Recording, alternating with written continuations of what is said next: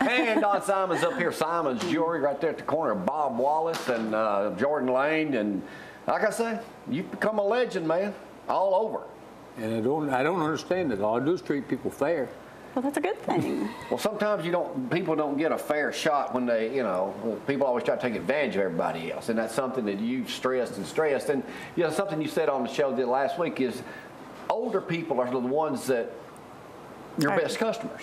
Correct. Because they got stuff they don't need. They've acquired things in life, things that they don't need anymore. They would rather use the money for something they want to do than have a bunch of old jewelry lay around their jewelry box. How valuable can old jewelry be, Don? Up into the thousands. And these people may not even know that? A lot of people don't.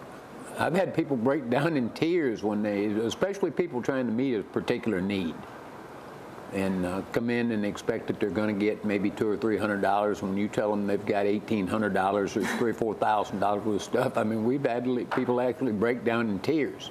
See their faces light up. Now, you told me yesterday, you opened at 9 o'clock. You had over 100 people come through that store, which is no bigger than this studio, basically. And you've had well over that many several times. Is it hard to get to see that many people? We have to kind of move them along. Sometimes people want to take a little more time than they need, and you kind of got to explain to them, ma'am, kind of be real nice, see all these people behind you. But we try to take as much time as we need with each person. But I have four people that are helping me. Now, I know you said literally bring in your stuff in a garbage bag, and you had a lady from Athens do just that. Do just that. She brought in her jewelry box, and she had old silver, and we went through it all, and she found some things that were some value that she didn't know were valuable at all. And some things she opted to keep. I told her what she should keep. There's some things that's not in your best interest to sell, Jamie. And I think that's one thing other dealers won't tell you. Now, talk about other dealers. I'm not naming in particular, but I know in the past they've brought these people in to do weekend sales, and they'll blow it out on TV. Hey, get more money than you ever got. That ain't necessarily the best thing. Your best interest is not. Can I be unpolitically? Can I be unpolitically correct? You can do whatever you want to do. Beware the dog and pony show and the last chance to see the elephant. Because they are. By the way, circus is in town in 2 weeks. I know. Throw that out. Yeah, but I mean, it's fine to go see the circus. And I'm not telling you don't go see the traveling dog and pony shows or road shows or whatever you want to call them. But remember, these people aren't from the Tennessee Valley. They don't know you. They don't want to know you. They're hired by a large corporation somewhere to come and buy this stuff from you as cheap as they can. I mean, they get rewards. But why do people continue to go and line up there, and then some of the news stations may do a big thing on it? Just may not know any better. Money. The news, think about what I'm saying. The only way you know my advertising is true is because I proved it. Right. All right, I dealt with over 20,000 people last year. That's a lot of folks. That's a ton of folks. A lot of folks rolled through my door last year. But if they're only going to be in town a week, or we do have a group that comes and they buy silver and coins and all kinds of things. They buy a big spread in paper. Yeah, they buy full-page ads of paper. And those are about, what, $3,000 a lick? Yeah, and they'll do it every day for a week. Yeah. And we're going to be here a week.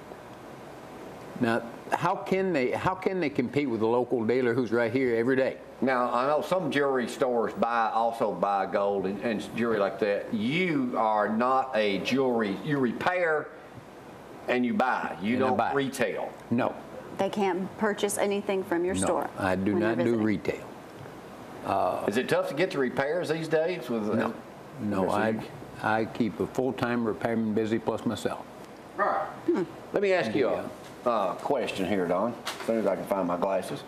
There's an article in the paper this morning, and I want to get your opinion on this. It says, happiness is overrated.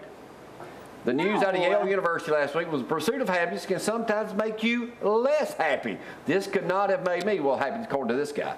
He says, I've ranted before about my distrust of happy people, and that bouncing yellow happy face to put at the end of your emails says, don't get me going on that. But there's a book out called Why Be Happy When You Could Be Normal.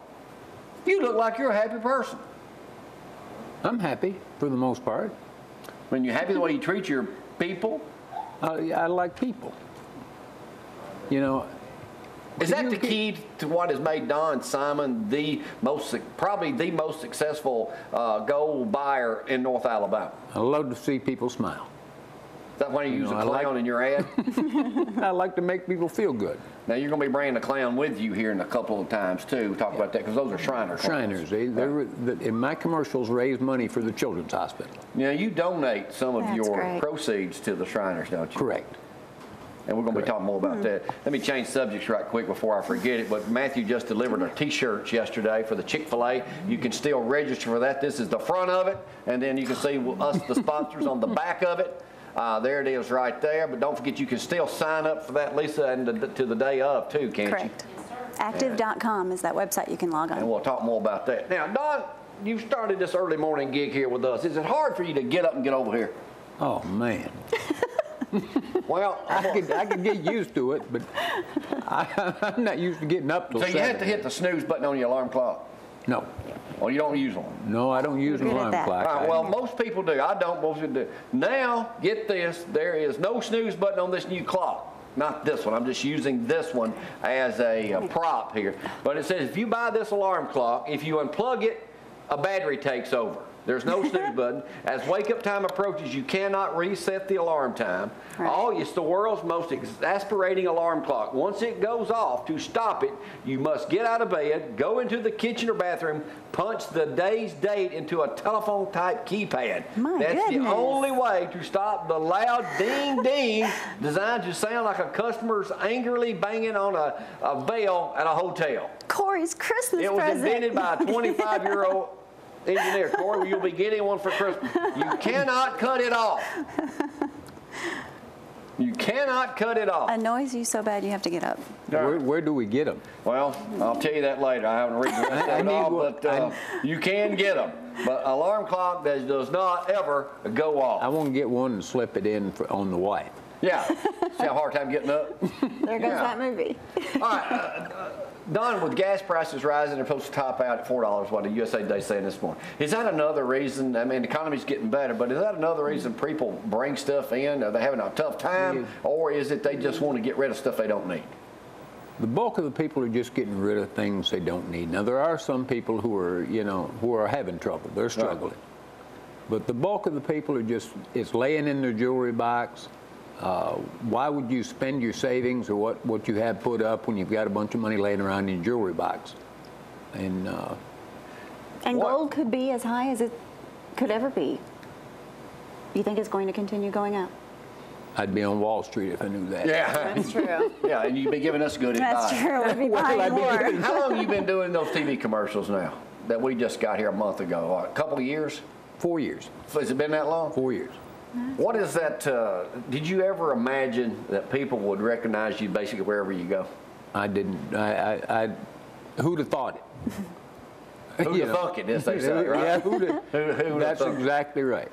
All right. What's the best time to come in to see you? Now, we just said a whole 100 people. Anytime, right? Anytime. There's the. All right, look for that building right there. There's the barbecue place. Bob Gibson's right next door. In fact, anybody who comes in between now and Friday, and they mention that they saw me on Cooper and Cooper, I'll buy them a barbecue sandwich at Gibson's. All right. Now we've got 10% off down to the other place today. So now you get lunch if you go in between now and Friday. Now they're busy, so now here you may have to shout it out. Just say Cooper and Company, Jamie Cooper, whatever. Saw him on TV. Now watch nobody come in. They will. Then you're going to say, well, dang, nobody wants to say it. Maybe I got embarrassed, didn't say anything. Get Don's attention or his wife Ann's and say, hey. Cooper. I came from Athens.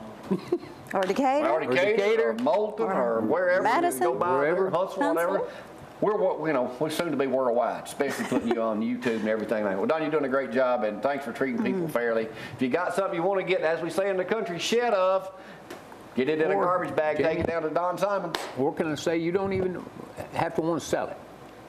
We have people that come in, they just want to know what something's worth. And that doesn't cost them anything. Doesn't cost them a thing. Except their time and yours.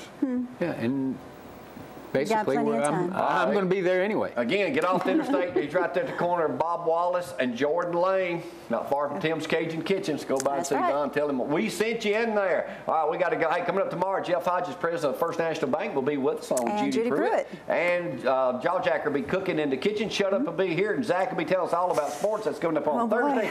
And then Friday, we'll be talking about Landers McClarty Fiats out front, too. Right now, we're going to go. Probably get enough gold. Sell not enough gold to buy you with them Fiats. About 14,000, 15,000. All right, we got to get out of here on a Have a great day. Wednesday. We'll see y'all tomorrow. Bye. Bye-bye.